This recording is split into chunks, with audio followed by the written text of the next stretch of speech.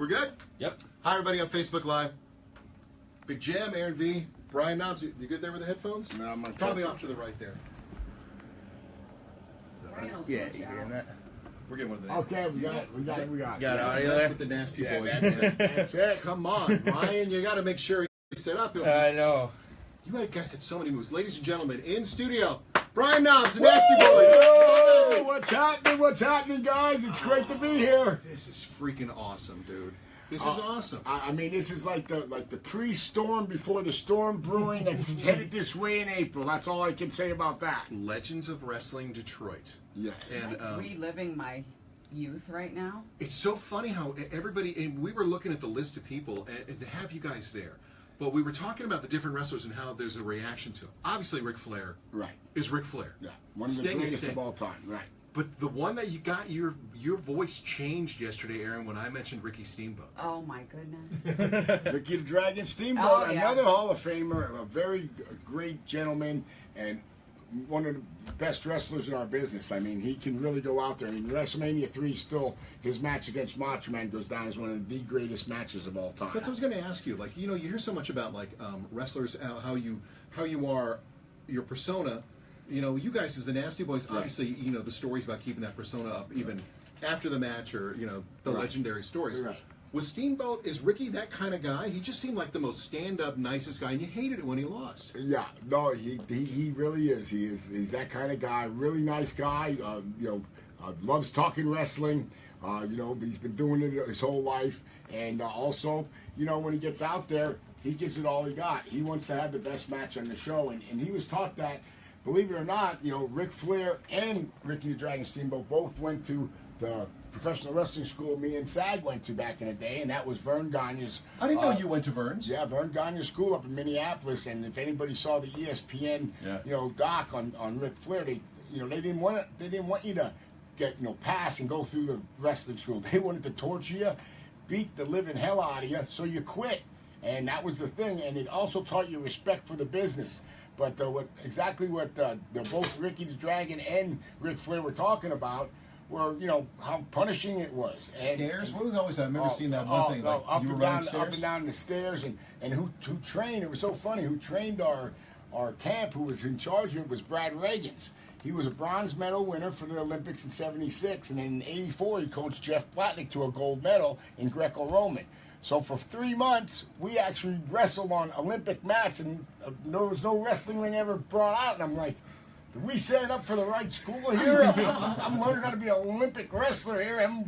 Where's the turnbuckles? Where are the ropes? But that was their deal. Get you in shape, drill in the respect of the business and how hard and tough it is. And if you last through the 4 or 5 months the school was, then your next step was, you get to drive the ring truck and set up the ring for about 6 months. Oh, so you even then, you still had to earn your way there. And then after that, started refereeing matches, and then after that, then they would put you in matches here and there when they needed somebody on the road, and then it just evolved from there. But it was a due process. You just didn't go right from, the wrestling school and boom, you're a star.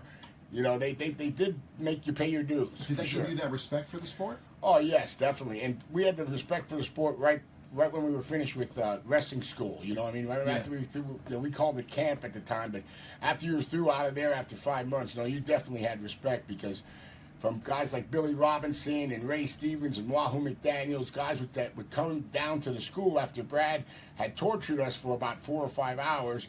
Then you have Vern Gagne putting you in shooter holes like Stu Hart used to, that can actually break a bone or snap your neck, and you're there screaming, no, oh, please, yes, and tapping out, and they grinded it up pretty good to just let you feel how it felt to actually be in that hold. And any time everybody uses the F word a lot, if you know what I mean. Oh, we know. Yeah. And they were trying to teach you that, hey, what you go through is it may be entertainment, but when you're out there, it's going to hurt, and you're going through hell. And any time, you ought to always watch yourself, because at any time, something could happen, and you could be paralyzed. You could actually even, die in the ring if you don't watch and know what you're doing. So they really trained you the right way, and they taught you the respect throughout the business. And I'm very grateful that George the Animal Steele, He was the one that sent us up to Vern Gagne's camp. You know, we bugged him, and he told us, me and Sag, if you're serious about going, he said, you'll go up and go to Vern. That will either make you or break you. So go up to that school. Well, there you go. Now, Knobs will be, Brian, you'll be here for our Legends of Wrestling Detroit, and of course, to get the website. What's the website again, Aaron? legendsofwrestlingdetroit.com. Yeah. Tickets actually go on sale tomorrow at 10 o'clock for this event. Tomorrow, you better get ready because these tickets, I'm telling you, there's a certain amount of tickets for VIP packages, and we got family packages, sponsored by Applebee's, and Sprint's sponsoring, the whole thing. So, I mean, we got everybody behind us, and it's a great card coming in, and it's actually what it says it is. It's Legends of Wrestling, and I don't know how many WWE Hall of Famers we have on the card, but there's quite a few, and it's just going to be a good, fan-friendly experience for everyone. Bring everybody out. I mean, if you want to, get an autograph from your favorite and take a picture of your favorite wrestler growing up, and for dads out there that the sons know John Cena and Roman Reigns, it's a good chance for them to take their sons and say, this is who I used to watch wrestling when I was a kid growing up, and how crazy the matches were, and these are the characters. So you guys were ahead of the curve as the Nasty Boys. I really think, like, when you think about, like, and I know later on, Right. they kind of, you had to put over the Dudley brothers, right? no, we never. They kind of picked on you guys. We never went against the Dudley Boys until the very end. Heart Foundation. Heart Foundation. Yeah. Heart And Foundation the and Bushwhackers. Bushwhackers, and you can't forget one of the greatest tag teams of all time, the Road Warriors, Oh, yeah, Legion the of Road Doom, Warriors. and Animal from the Legion of Doom. Road Warriors is actually going to be here April 21st, another Hall of Famer. But I mean, them guys were some of the British Bulldogs. But everybody, Oh my God. Demolition. Demolition. Yeah. But think about, like, even then, I mean, everybody had style and stuff, but you guys were just the badasses. You were the ones that came in Yeah. and just beat the hell out of everyone. Right. Even the match went at WrestleMania 7. Right. Which I wanted to ask you a question, because we were talking about this morning. Okay. Ryan, our producer here, who does his In the Ring, which is a great podcast for wrestling. When did you know you were going to win that match? When did they tell you? They actually, about a week before, they kind of said, this is the way it's going. They never really told you, like, this is what's going to happen, but they kind of geared it towards that. So we kind of knew, but they never actually said, oh, this is what we're doing and this is how we're doing it. They were just telling us, be prepared for anything. And, we actually only got the finish of the match was the day of. You know what I mean? So the whole thing with the bell and that whole move. Oh yeah, but we kind of knew which way we were going, and we look at the guys you had involved. You had Bret the Hitman Hart, Jim the Animal Neidhart, Jimmy Hart, Mouth of the South. I mean, a lot of great wrestling minds. Plus the Office at the time, which was Pat Patterson was up in the Office, and Vince, and they were all coming through with all the different storylines, and they but for some oddly reason. Everybody really hated the Nasty Boys, so it was a good fit because we definitely were the bad guys in that match in WrestleMania 7. It was those outfits, man. Yeah, you know what it was? But when we first started in AWA, them leather jackets weren't really leather jackets. They were big ladies raincoats. We went to the big ladies store and we found these Brian. God bless his soul, Like Mr. pleather? Perfect. That's what Pleather. that's what Mr. Perfect, God bless his soul. That's what he used to say. That's pleather. Where did you get that stuff? But that's what they were. They were shiny. They looked like they were leather, and they were from the, at the time our money wasn't the greatest, so that's what we ended up using in the beginning, till we finally had enough money to get real leather jackets for the Nasty Boys, I know, but it was by the time you get to WrestleMania 7, though, it's not like this is your first rodeo. You've done a lot of matches. However, to realize that you're about to become the champions and on the biggest stage in wrestling, were you nervous at all? Because you guys, that match flowed so well. The whole match. I watched it again last night. Yeah. Even to the finish with the bell and the way you won, and you're the guy who got the 3 count. Right. Were you nervous at all during that match? Well, you know what? You're not really so much nervous as you are excited and anxious to go out there and put on the best performance you can. And, we got highly, just recently, and even personally when I talked to him, Bret the Hitman Hart says that is one of his favorite matches of all time. He says, I got a lot of them, but I put that up there amongst the top 3. he says he loves that match we had at WrestleMania 7. You know, he said it was awesome, a lot of different false finishes. And at the time, he didn't have that as many, you know, as they do today. They have a lot of false finishes there, but that one had all kind of different, you know, gimmicks and different, you know, variations to the match where you didn't know who was going to win it at the end, you know, and they put up their signature move, you know, with the, you know, where Brett hits the ropes and Angle got me up the clothesline, so everybody thought that was the finish, and we wound up somehow that Jimmy Hart had that motorcycle helmet and it found its way into the ring. I don't know how, and then it just kind of like slipped out of Jerry's hands. But we didn't mean to use it to actually win the match. Now, you know, we were the champs. Exactly. Was there a finishing move that you dreaded being on the receiving end of, that you knew this was really going to hurt? You know what? No. None of them, really? No. We went in the attitude. Me and Sag, you know, Sag was had a scholarship for football, and then I was in the Army. When we both got back out, he got out of college, I got back out of, you know, the service.